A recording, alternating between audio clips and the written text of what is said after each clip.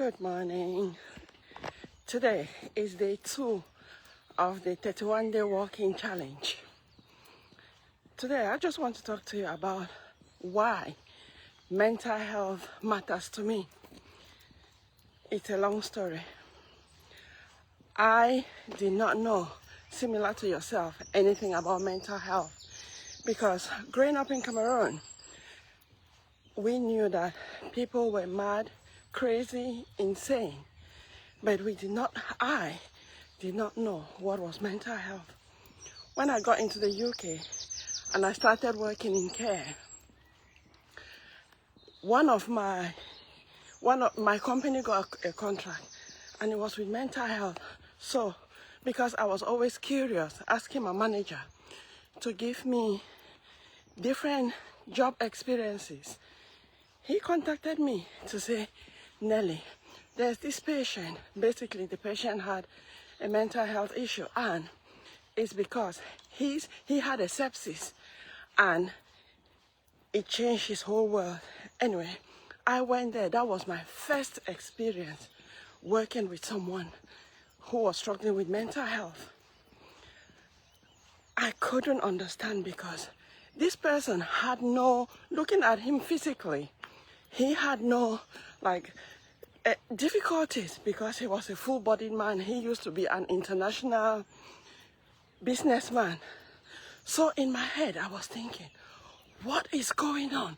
What can happen? So my curiosity on knowing how the mind works kicked in. And that is how I got into mental health.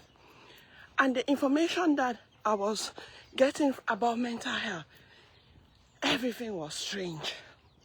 But on the other hand, most of the questions that I had were answered because in my adulthood, I was made to understand that there was something wrong with me. But I later realized that it was just out of manipulation. So then I really got into mental health to know more about it. Then I went to university and studied counseling and psychology. Then I progressed to Masters in Social Work. And I really understood what mental health is. Then I did transformational life coaching, which is where I really worked on myself and how I can help other people.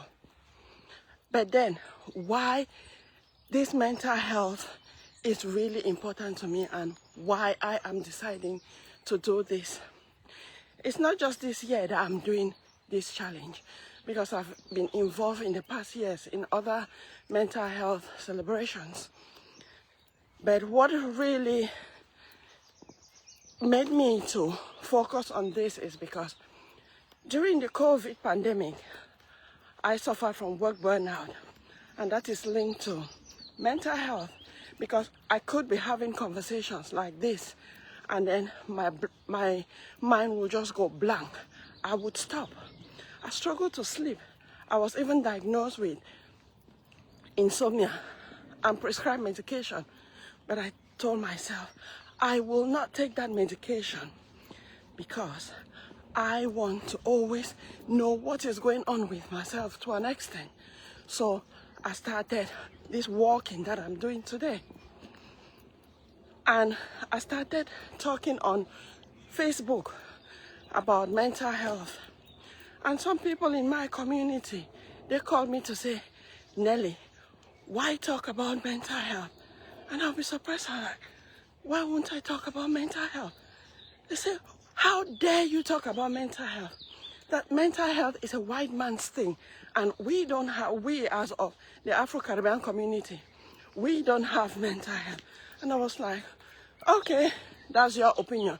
But for me, for over 10 years, I've worked in the mental health setting, including the hospital, rehabilitation center, and the prison. So I know what mental health is. And at the time, I was experiencing mental health. This is important to me because being a social worker, even reading newspapers, reading social media articles, those of the Afro-Caribbean community struggle with mental health issues. But then, due to lack of information, they say it is a curse, prayers can heal, and things like that. And mostly because they don't get early intervention, they struggle with their own ways until they get into crisis. And I've looked into that and I say, no, something needs to be done, which is why I am raising this awareness. So let's know that mental health, it's okay to talk about mental health. We need to reduce the stigmas, the cultural barriers, and the taboos around mental health, because it is very significant. Like research says that 1 in 4 people in their lifetimes will have mental health issue. Mental health is on a continuum, which means it's like on a line. You always find yourself on one spot or the other.